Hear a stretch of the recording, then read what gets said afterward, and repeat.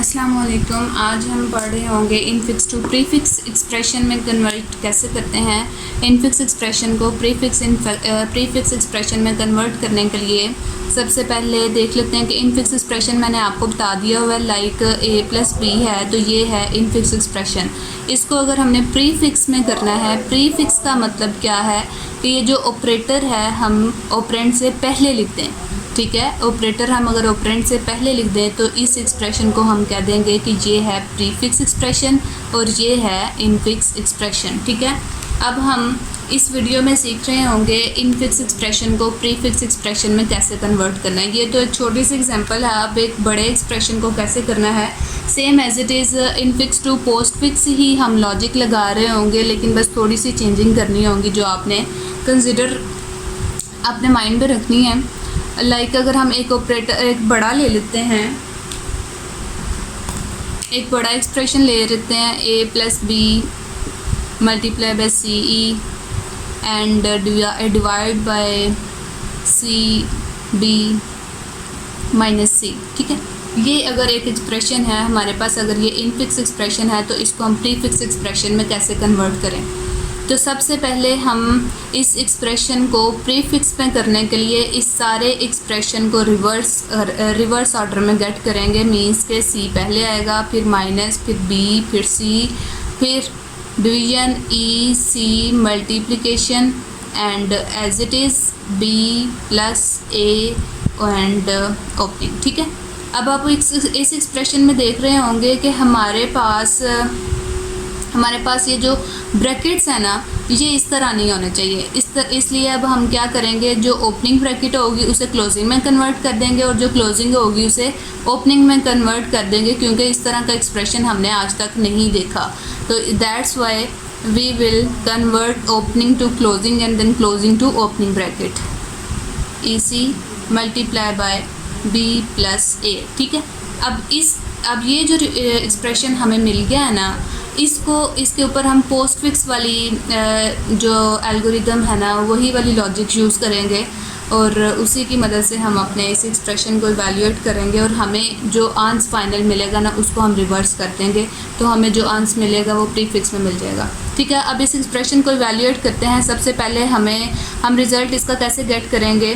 Means के सी as it is आ जाएगा, स्टैक बना लेते हैं, माइनस मिला तो वो स्टैक में पुश हो जाएगा, बी एज इट इज़ आ जाएगा, सी भी एज इट इज़ आ जाएगा। जैसे ही डिवीज़न गया, ये डिवीज़न का साइन है, ठीक है। डिवीज़न ऑपरेटर मिला, क्या डिवीज़न की प्रेसिडेंसी इससे ज़्यादा है।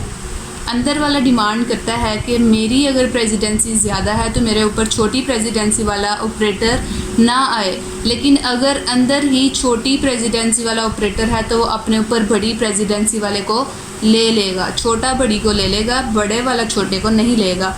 उसके बाद ई आ जाएगा, E as it is, C as it is, multiplication. अब मल्टीप्लिकेशन और इसकी प्रेसिडेंसी सेम ही होती है तो ये भी पुश हो जाएगा हमारे स्टैक के अंदर, और जैसे ही ओपनिंग ब्रैकेट आई ये स्टैक के अंदर पुश हो जाएगी, B as it is print हो जाएगा, प्लस जो है, अब प्लस ने भी स्टैक के अंदर पुश होना है तो ये भी पुश हो जाएगा, ठीक है।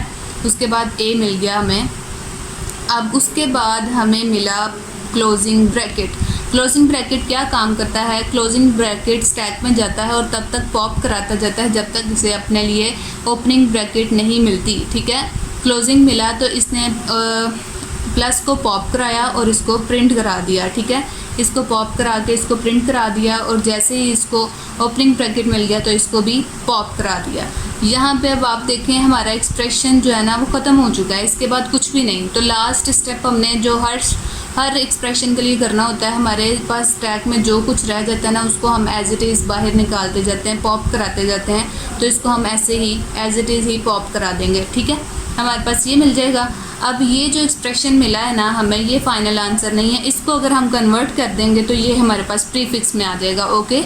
हमें आंसर चाहिए इनफिक्स टू प्रीफिक्स, और ये किस में मिल रहा है, ये पोस्टफिक्स में मिल रहा है, क्योंकि हमने यहाँ पे पोस्टफिक्स की लॉजिक लगाई है। अगर अब हम इसको रिवर्स कर देंगे तो हमें जो हमारा आंसर है वो बिल्कुल ठीक मिल जाएगा, ठीक है। Plus A B C E C B C, ठीक है, ये हमें एक्सप्रेशन मिल जाएगा। इसके बाद इसके लिए आपको एक और छोटी सी एग्जांपल और करवा देती हूँ, आपका कॉन्सेप्ट थोड़ा और क्लियर हो जाए। सेम आपने वही वाली लॉजिक यूज़ करनी है। एक एक्सप्रेशन ले लेते हैं d plus E multiply by E and then again आ जाएगा मल्टीप्लाई बाय बी सी। ठीक है, अगर हमारे पास ये एक इनफिक्स एक्सप्रेशन है तो इसको प्रीफिक्स में करने के लिए सबसे पहले इस स्ट्रिंग को हम इस एक्सप्रेशन को रिवर्स ऑर्डर में गेट कर लेंगे। ये एज इट इज़ मिलेगा सी बी, इसके बाद ये एज इट इज़ मिलेगा ई मल्टीप्लाई बाय क्लोजिंग वाली मिले, इसको यहाँ पे ना ऐसे कर लेते हैं। ठीक है, तो ये वाला मिला, सी मिल गया, बी मिल गया, ये मिल गया एंड ये वाला यहाँ पे डिवीजन कर लेते हैं। चलो कोई नहीं, ई मिल गया, मल्टीप्लिकेशन मिल गया, opening E plus D and जैसे जैसे उनकी शेप है थी ना सेम एज इट इज़ हमने वैसे ही उनको रिवर्स ऑर्डर में सबसे पहले अपने एक्सप्रेशन को गेट किया।